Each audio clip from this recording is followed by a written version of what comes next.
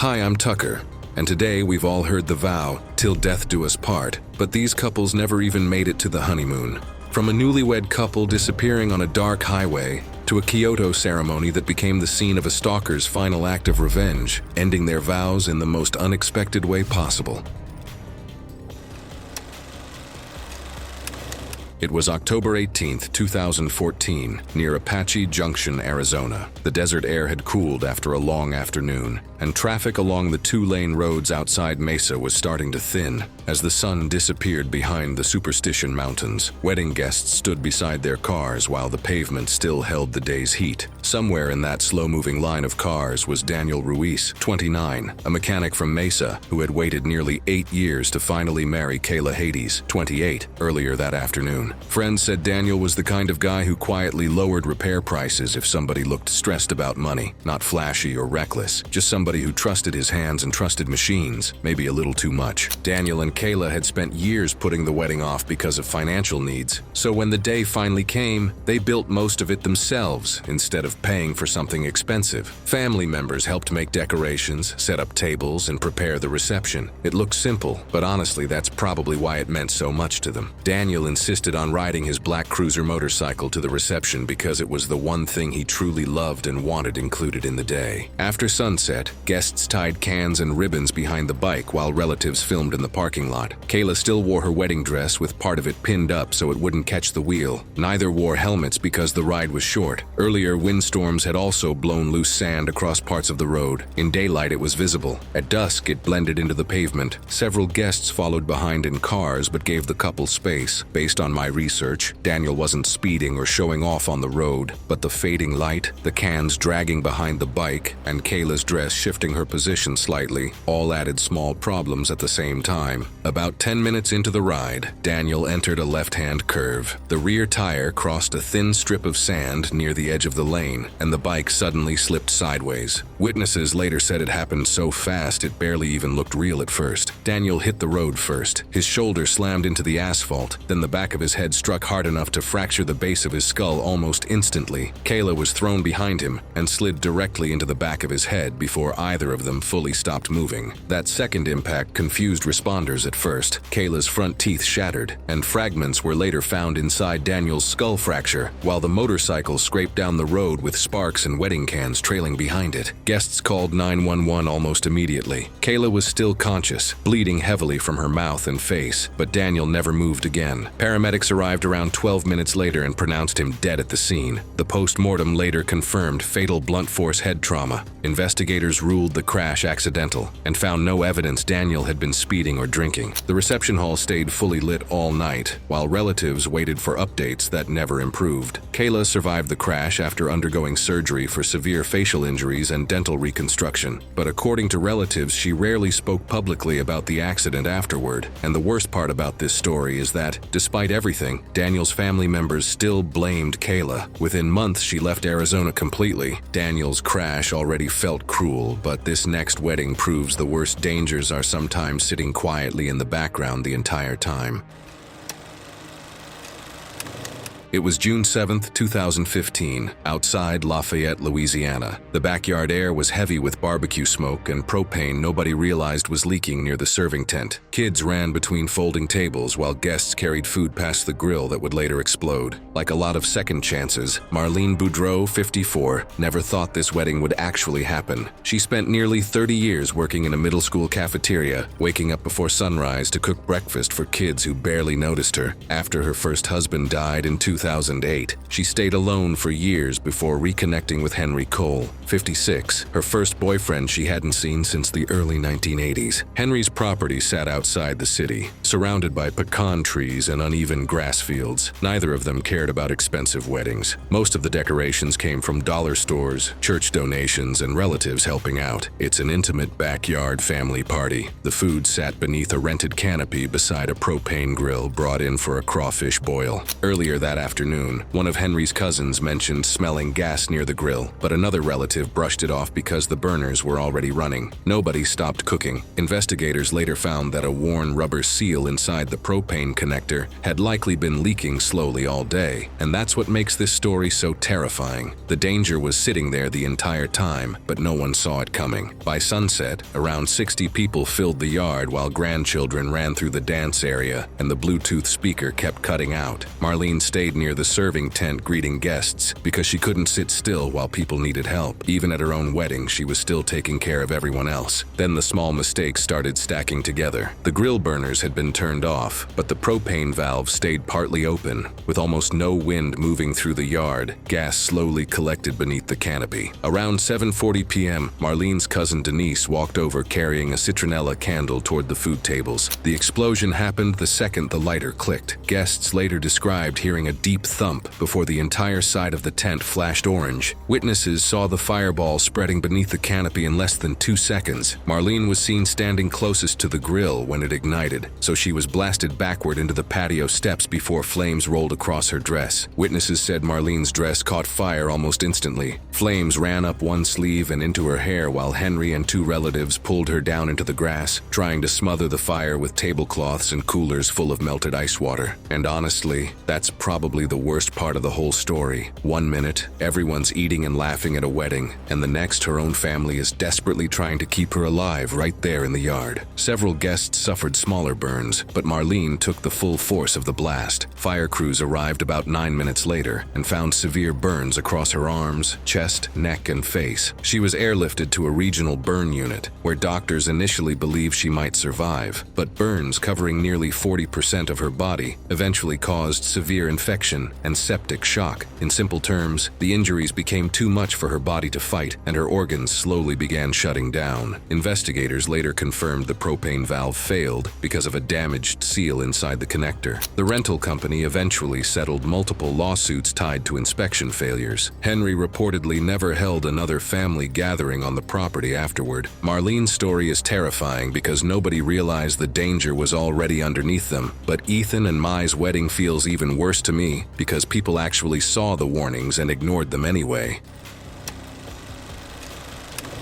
It was August 22nd, 2016, near Can Tho in Vietnam's Mekong Delta. The evening air sat heavy over the river channels, while small market boats drifted between floating homes under strings of lantern light. Along the docks, families unloaded food trays, children chased each other near the waterline, and fishing boats rocked gently beside crowded piers. Just hours earlier, Ethan Miller, 27, had been helping decorate the wedding barge. He was an American from Oregon who first came to Vietnam for volunteer construction work before meeting Mai Tran, 24, at a riverside market near Can Tho. What started as a short trip turned into a relationship that lasted almost 4 years. Ethan kept flying back and forth between the United States and Vietnam just to stay with her, and you could tell both of them waited a long time for this wedding. Mai grew up beside the Mekong Delta, helping her mother sell dried fish and fruit at the local market. Her family had lived along the river for generations, so holding the wedding on a decorated barge felt normal and personal. But the boat was overloaded before it even left shore, with nearly 50 guests packed beneath a canopy alongside coolers, speakers, and cooking equipment. Earlier that afternoon, a regional advisory warned about sudden wind bursts moving inland from storms farther south, but the river still looked calm from the dock. Mai's uncle suggested staying near shore, but nobody listened. As evening came in, guests crowded one side, taking photos beneath hanging lanterns. Witnesses later said the lanterns suddenly swung sideways while water started slapping against the hull. The barge rolled left, corrected itself, then leaned again. Some guests even laughed at first because they thought it was normal movement. The boatman then turned toward shore as guests rushed toward the same side of the barge. Chairs collapsed, river water poured over the boards, and the entire structure flipped within seconds. Most guests surfaced quickly, but Mai struggled almost immediately after hitting the river. Her wedding gown soaked up water fast and tangled around her legs beneath the collapsed canopy. Witnesses later said Ethan surfaced beside her and kept trying to pull the dress loose, while both fought against fabric and bamboo poles underwater. Honestly, this is the part that stays with me most. Ethan could have saved himself, but he kept going back for her. Several men were trying to rescue the couple, but visibility in the muddy river was almost zero. They called emergency services from shore, while nearby fishermen joined the rescue. Responders arrived about 25 minutes later. Rescuers recovered both Ethan and Mai from beneath the collapsed canopy. Less than an hour later, they became trapped underwater beneath the heavy fabric and tangled supports before rescuers could reach them. Provincial officials later banned covered wedding barges during storm-prone months in parts of the delta. Villagers near Cantho reportedly stopped using heavy wedding gowns during river ceremonies afterward because many believed Mai's dress contributed to the tragedy. Ethan had a chance to save himself and still went back for Mai. But this next case proves not every wedding danger comes from nature or accidents. Sometimes it follows the couple straight to the altar.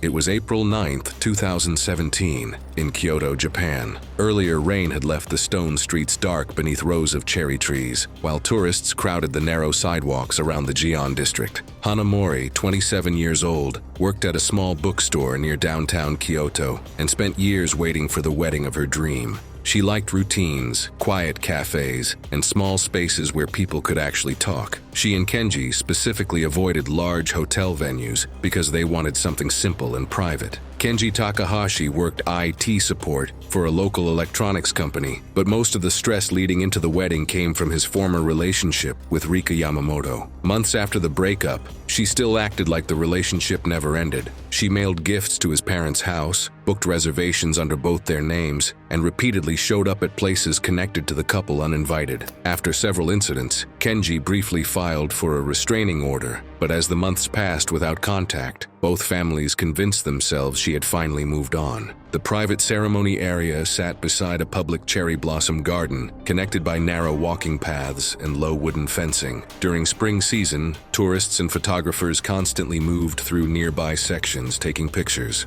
By late afternoon, the ceremony had already started. Around 30 guests sat inside the garden, while Hana walked alone between two gates leading toward the main shrine building. Part of the path briefly disappeared behind decorative walls and rows of trees. At the same time, surveillance footage showed Rika standing near the public side of the fence, wearing a pale kimono and carrying a cloth handbag. She had changed her hairstyle and stayed still enough that nobody looked twice at her. Investigators later confirmed she entered the garden almost an hour earlier using a standard visitor ticket, and that's what makes this part so unsettling for me. Everyone already knew there had been problems before, but chose to ignore to focus on the wedding. As Hana moved between the gates, Rika crossed through a small side opening and approached her directly. Witnesses later said the first thing they heard was a sharp scream, followed by people running across gravel. By the time guests reached the walkway, Hana was already collapsed on the stone path, bleeding heavily through the front of her white kimono. Rika stabbed Hana 3 times using a kitchen knife with a blade just under 8 inches long. One wound collapsed part of her lung, another damaged her liver, and the third cut across her shoulder while she tried shielding herself. Honestly, the attack happened so fast, most guests didn't understand what they were seeing at first. Kenji and 2 relatives pulled Rika away, while another guest called emergency services at 4:42 p.m. Paramedics arrived about 9 minutes later and rushed Hana into emergency surgery, but the severe internal injuries and blood loss worsened over the next 2 days. And this next part is heartbreaking. Before Hana died, hospital staff allowed Kenji to finish a small private wedding ceremony beside her hospital bed with immediate family present. Hana died later that night from complications related to internal bleeding and organ failure.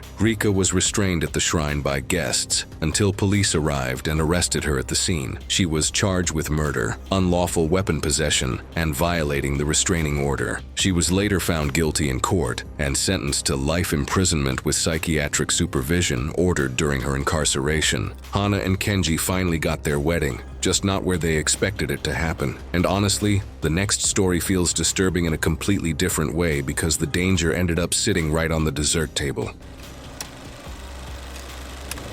It was September 3, 2015, outside Florence, Italy. Warm air drifted through the vineyards after sunset, while guests moved between the stone terraces carrying wine glasses and plates of food beneath the garden lanterns. The groom was Matteo Bellini, 32 years old. His family owned several luxury hotels across northern Italy, while his bride, Sofia Bellini, 28, came from a wealthy wine export family tied closely to Tuscany's wine industry. Nearly 300 guests filled the estate, including business business partners, politicians, and relatives arriving from Florence and Milan. For me, the wedding felt more like a huge social gathering than an actual intimate ceremony. The estate operated almost like a production set, with photographers, florists, servers, and temporary workers constantly moving around the property. The 6-tier cake sat exposed in the courtyard for hours, while decorations were adjusted nearby. Earlier that afternoon, a temporary event assistant helping the florist team was told the cake needed darker berries to match the wedding colors, but she had no food preparation training. Investigators later found she collected berries from the estate gardens that resembled blueberries, but were actually Atropa belladonna, better known as deadly nightshade. The assistant later admitted she rinsed the berries before pressing them directly into the icing by hand. Nobody from catering stopped her because everyone assumed another department had already approved the decorations. By sunset, dinner service had started, and servers began slicing the cake near the head table. Several guests who received slices from the heavily decorated side of the cake noticed bitterness almost immediately. One guest even scraped the berries aside because they tasted medicinal, but most people blamed the wine or frosting. About 40 minutes later, Matteo started acting strangely while greeting relatives near the dance floor. Witnesses said he suddenly looked confused and struggled to focus on conversations around him, almost like he couldn't process what people were saying anymore. Then he lost balance, grabbed the edge of a table, stumbled backward, and vomited onto the stone courtyard. Family members initially thought it was alcohol or rich food. Nobody ever thought of poison. And then 2 other guests collapsed. Phone footage later reviewed by investigators showed panic spreading almost instantly. Matteo's movements became erratic within minutes. His eyes lost focus, his breathing turned shallow, and guests struggled to keep him upright on the stone courtyard. One of Sophia's cousins called emergency services at 9:14 p.m. Paramedics arrived about 14 minutes later from Florence and quickly realized several guests were showing similar symptoms, shifting attention toward poisoning instead of a single medical emergency.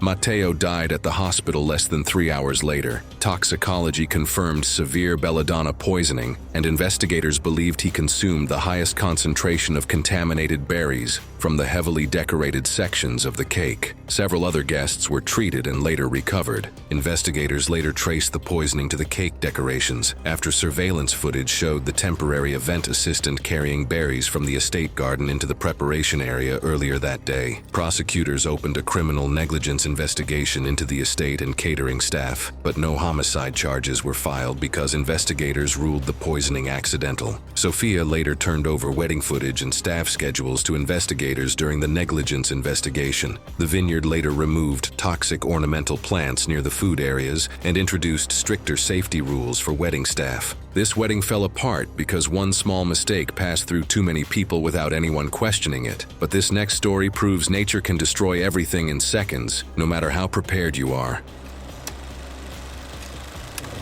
It was May 28, 2018, near Puerto Viejo, Costa Rica. Heavy evening heat hung over the rainforest while lantern light reflected across the wet wooden walkways. By sunset, the jungle had gone unusually quiet except for distant waves beyond the trees. Back beneath those trees, 34-year-old Daniel Reyes had spent most of his adult life studying wildlife movement along Costa Rica's Caribbean rainforest. Friends described him as practical and overly prepared, the type of guy who carried backup batteries and printed maps because he assumed something would eventually fail. That mindset probably explains why he connected so quickly with Emily Carter, an environmental researcher from Oregon specializing in tropical ecosystems. Neither wanted a luxury wedding, so they chose a remote eco-lodge deep inside a rainforest reserve, where guests moved along raised wooden walkways instead of paved roads. Earlier that afternoon, lodge staff noticed the weather changing. The air felt unusually heavy, but there were no storm alerts, so Daniel saw no reason to delay the ceremony. The wedding stayed small and quiet. About 30 guests sat beneath the ceiba tree while lanterns hung overhead from thick branches. By sunset, dinner preparations had already started deeper inside the lodge near the reception hall. Most guests slowly moved along the raised walkways carrying drinks, while staff cleared chairs from the ceremony area. Daniel and Emily stayed behind with the photographer for more pictures beneath the ceiba, and after covering several cases, I can tell that standing in the worst possible place without realizing it. Ceiba ceiba trees can grow incredibly tall, and in open rainforest clearings they sometimes become natural lightning targets, even when storms are still miles away. The strike happened so fast, witnesses struggled to explain it afterward. Several guests later said the flash came first, bright enough to light the canopy white for a split second, followed immediately by a violent crack overhead. Lightning struck the upper section of the ceiba tree directly above Daniel and Emily. The trunk burst apart as the current traveled through the wet wood, sending bark exploding across the platform while a massive branch snapped loose overhead. Daniel shoved Emily sideways toward the railing, dislocating her shoulder on impact, but Daniel never escaped the collapse zone. Guests later said they heard the branch hit before they understood what had happened. The branch slammed across Daniel's upper body and crushed part of the wooden platform beneath him. One guest tried lifting the limb but stopped almost immediately after seeing the condition of Daniel's head and chest. Honestly, this was the kind of accident where people nearby probably understood almost immediately how bad it was. Blood mixed with rainwater and splintered bark beneath the branch, while smoke still drifted from the shattered tree overhead. Someone from the kitchen called emergency services within minutes, but fallen trees blocked the narrow access road, delaying responders nearly 40 minutes. The post-mortem later confirmed Daniel died almost instantly from catastrophic chest and skull injuries after the lightning-struck branch collapsed onto the platform. The lodge temporarily closed, while investigators reviewed emergency procedures for remote ecotourism properties. Emily later helped create lightning response guidelines for isolated rainforest lodges. The ceiba tree itself was never removed and still stands inside the reserve as part of a weather research marker. Daniel spent years studying dangerous environments, which honestly makes his death feel even crueler. But this next wedding frustrates me more because the danger was already visible long before anyone got hurt.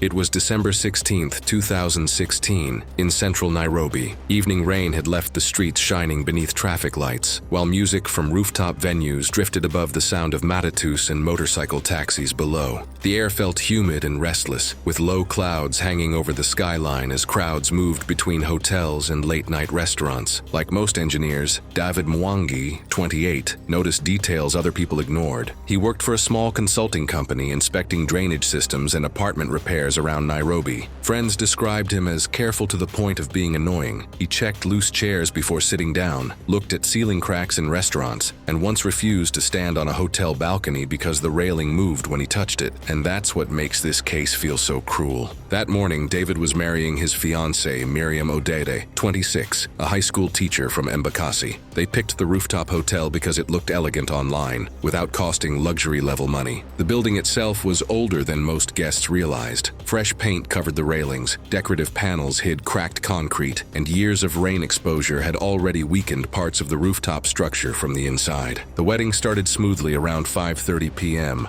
About 80 guests attended, and by sunset the reception had turned into dancing. Witnesses later said the eastern side of the rooftop became crowded because everyone wanted photos with the Nairobi skyline behind them. Around 8:40 p.m., one waiter reportedly heard metallic creaking near the railing while clearing bottles, but assumed it came from the speaker platform shaking during the music. Nobody checked the railing. For me, this part feels painfully normal. People automatically trust wedding venues because they assume someone already made sure everything was safe. Investigators later found the hotel had already failed 2 earlier safety inspections involving corrosion near the rooftop edge, but repairs were delayed because management planned renovations the following year. By around 9 p.m., guests started climbing decorative platforms beside the railing to film videos. David joined several friends near the edge for photos, while Miriam stayed closer to the dance floor with relatives. Cell phone videos later showed guests leaning backward against the rail while music played. Then came the crack. At first, people thought a speaker had blown out, but security footage later showed the railing bending outward before the middle section tore away completely. David disappeared backward instantly. 2 other guests went over with him, but David fell first, striking the hotel entrance canopy nearly 9 stories below before hitting the pavement. The other 2 guests survived with serious injuries after landing on the lower canopy structure. A nearby driver called emergency services at about 9:03 p.m., while hotel staff rushed downstairs. David never regained consciousness. The post-mortem later confirmed multiple blunt force injuries caused catastrophic damage to his skull, chest, and spine almost instantly. Investigators later found the railing supports had rusted almost completely through beneath the paint. The hotel owner was later charged with criminal negligence for ignoring earlier repair orders. Miriam later assisted investigators by providing guest videos recorded moments before the collapse. David spent years noticing structural problems other people ignored, and somehow he still died because someone else ignored them first. But this final story feels different. No fire, no storm, just one wrong step in the wrong place.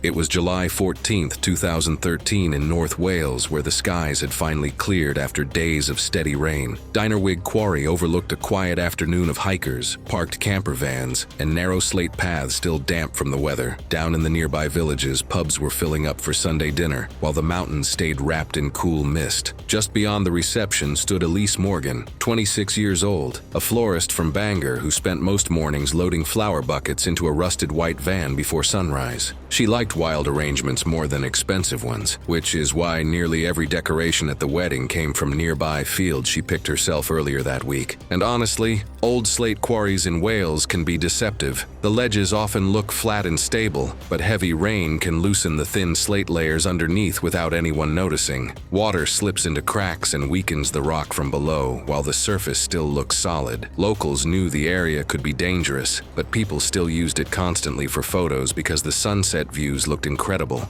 Familiar places make people feel safer than they actually are. The wedding itself had gone smoothly. Around 40 guests gathered at a small village hall before moving toward the quarry for golden hour photos. The photographer suggested trying a wider shot closer to the edge, and nobody thought much of it because tourists had been walking through the same area all afternoon. By around 6:40 p.m., Elise and Tom walked ahead while guests stayed back near the path. Then everything suddenly went wrong. Elise stepped onto a flat ledge holding her bouquet, while Tom waited behind her for the photo. Investigators later found one image showing a thin crack opening beside her shoe seconds before the collapse. The ledge dropped almost instantly. Witnesses said the slate didn't slowly crumble. The entire section gave way at once, sending Elise falling nearly 40 feet onto jagged rock below. Tom lunged forward but stopped when more stone shifted beneath the edge. Honestly, he probably would have fallen too. Guests called emergency services at 6:43 p.m., but unstable quarry walls delayed rescuers from reaching her. By the time crews reached Elise, she was still breathing but fading in and out of consciousness. Witnesses later described blood pooling beneath broken slate near her torso while rescuers tried slowing the bleeding. She went into cardiac arrest during the rope extraction and could not be revived. The post-mortem confirmed blunt force trauma and catastrophic internal bleeding. In simple terms, the fall tore major blood vessels around her pelvis and badly damaged multiple organs. She survived the impact itself, but her body could not maintain blood flow long enough for surgery.